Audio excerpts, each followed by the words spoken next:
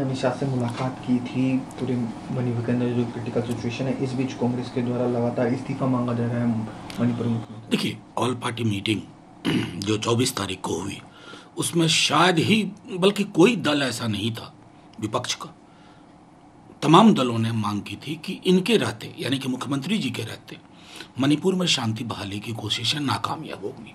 कायदे से तो उन्हें 24 तारीख की मीटिंग में भी बुलाना चाहिए था। मैं मानता हूं, ऐसा मेरी पार्टी का ये मत है। लेकिन मुझको लगता है कि अभी जो अर्जेंटली सबसे बड़ी चीज़ है वो है कि मणिपुर को इस देश का हिस्सा समझिए। वहाँ की हिंसा, अगर काउबेल्ट में कहीं वो हिंसा हो रही होती तो क्या इसी प्रकार की लगभग एक किस्म की चुप्पी या यथास्थितिवाद या एक किस्म की अकर्मण्यता भी मैं कहूँगा, क्या इस तरह की छवियाँ मिलती? ये सब फौरी तौर पर ज़रूरत है कि शांति बहाली में आपको जो कुछ भी करना पड़े, विपक्ष आपके साथ है। लेकिन अब तो प्रधानमंत्री जी भी आ गया, उनसे तो एक शब्द नहीं सुना हमने, और ये बहुत पीड़ा देता है कि प्रधानमंत्री जी क्या मणिपुर को इतना दरकिनार करके रखते हैं। मैं समझता हूँ अभी भी मौका है, पीस की अपील करें। अगर ऑल पार्टी डेलीगेशन की संभावनाएं बनती हैं तो वो करें पीस बहाली के लिए।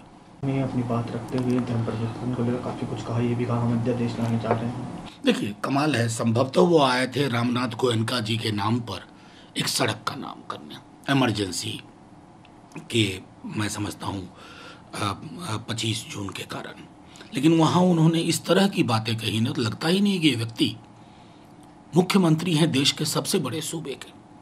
संविधान पे शपथ ली होगी, ज़रूर हाथ तो धरा होगा ना संविधान पे। औरंगजेब की वंशज रिक्शा चला रहे हैं, ये जुबान होती है मुख्यमंत्री की। आप रिक्शा वालों का भी अपमान कर रहे हैं ना। मतलब अपने देश की एक महत्वपूर्ण बड़ी आबादी के बारे में ये दृष्टिकोण रखते हैं और तब कहते हैं हम संविधान की शपथ ले रहे हैं। आईना देखना बहुत ज़रूरी है इन्हें। ये सोचते हैं कि इसी प्रकार की जुबान बोल करके मोदी जी के विकल्प के रूप में बीजेपी के अंदर आ जाएंगे, ऐसा नहीं हुआ करता। वहाँ के मुख्यमंत्री और उप मुख्यमंत्री के लिए किया, उन्होंने कहा कि they will hit each other with slippers. मैं सिर्फ इतना कह सकता हूँ कि पॉलिटिकल जुबान में जो संजीदगी होनी चाहिए उसका घोर अभाव है। कई और दलों में भी होगा, लेकिन बीजेपी में तो नितांत ही अभाव है। इसी प्रकार की जुबान बोल करके लोग ऊपर चढ़ते हैं। ये सोचना बीजेपी को है, उनकी टॉप लीडरशिप को, कि क्या इस प्रकार की जुबान चलती रहनी चाहिए। प्रधानमंत्री जी तो अपनी गालियां गिन लेते हैं और दूसरों को दी गई उनके द्वारा, उनके लोगों द्वारा गालियां, अब उसकी गिनती भी प्रारंभ कर दीजिए। विपक्षी दलों की बैठक, राष्ट्र समिति के वर्किंग प्रेसिडेंट के.टी. रामाराव ने सर अपनी बात रखते हुए कहा कि जो पार्टियां एक साथ आई हैं उनका यूनाइट होना एक बहुत बड़ा सवाल है। 2024 के इलेक्शन में वो लोग ऑब्सेस्ड हैं अपनी अपनी फॉर्च्यून्स को। नहीं, बिल्कुल ऐसा नहीं है। मैं के.टी.आर. जी को जानता हूं, उनको मैं आश्वस्त करता हूं। उनकी बात का मर्म ये था कि हमें कार्यक्रम तैयार करना चाहिए।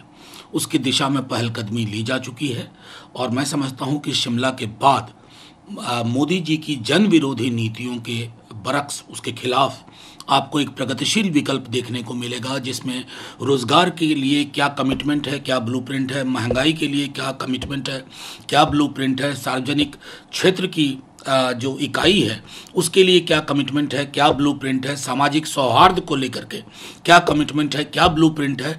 कमोबेश ये सारी शक्ल मैं समझता हूँ महीने डेढ़ महीने में सामने आ जाएगी।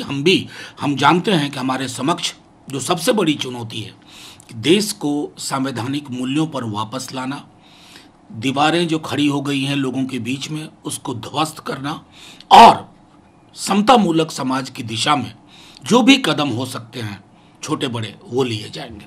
नरेंद्र मोदी पर टारगेट करते हैं कि मैंने 40 साल के अपने राजनीतिक करियर में ऐसा प्रधानमंत्री नहीं देखा जो झूठ बोलता हो। देखिए, सीधी सी बात है, भी बहुत तरह की क्राइसिस को वहाँ जन्म दिया जा रहा है आर्टिफिशियली। उन्हें चावल की खरीद करनी थी अन्य भाग्यश्री योजना के लिए, उसमें दिक्कतें आ रही हैं। ये कौन सी रवायत गढ़ रहे हैं प्रधानमंत्री जी कि जहाँ अगर अपनी सरकार ना हो तो उसके सामने तमाम मुश्किलें पैदा की जाएं।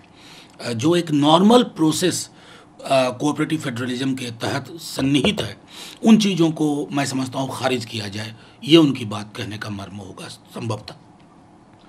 पश्चिम बंगाल बीजेपी में प्रचार के लिए उतर रहे हैं, जो ये दर्शाता है कि प्रदेश में बीजेपी जो है अपनी पकड़ मजबूत कर रही है। देखा जाए आने वाले दिनों में, हमने तो पकड़ उस वक्त भी बहुत कहानियां सुनी थी विधानसभा चुनाव में, बड़े बड़े मंत्री ओहदेदार लोग जाके कहते थे 200 सवा 200 सीट जीत रहे हैं। नतीजा जब आया तो होश उड़ गए। तो बराक ओबामा ने जो टिप्पणी की है उसको लेकर आप क्या कहते हैं? देखिए, मेरा सीधे तौर पे कहना है कि वो तो जब यहाँ राष्ट्रपति के रूप में भी आए थे तो उन्होंने कहा था कि गांधी के देश का मिजाज क्या होना चाहिए एज अ प्रेसिडेंट। अगर उन्होंने कुछ कहा है ना, तो ये वक्त होता है कि मैच्योर डेमोक्रेसी को इसको कहिए कि ठीक है हम दुरुस्त करेंगे, लेकिन आपके यहाँ भी ये कमियां हैं। लेकिन जिस तरह की टिप्पणी पहले तो असम के चीफ मिनिस्टर और फिर निर्मला सीतारमण जी ने कहा, ये टिप्पणियां बड़ी अशोभनीय लगती है। ये भारत के मिजाज के अनुकूल नहीं है। आपने 7 मुस्लिम देशों पे बॉम्बिंग की, तो मैं तो आपसे एक विपक्ष के होने के नाते पूछूंगा कि जब ये बॉम्बिंग हो रही थी तब हमारे एमईए ने क्या प्रतिकार का कोई स्वर दिया था?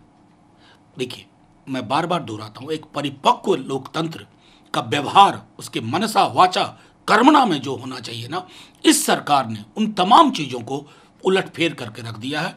क्योंकि सरकार तो बदल जाएगी आज नहीं कल, लेकिन देश का जो एक मिजाज था, हमारा जो एक पोजीशन है जहां हम दुनिया को बताते थे कि हम क्या हैं, आपने उसको ओछा कर दिया, छोटा कर दिया।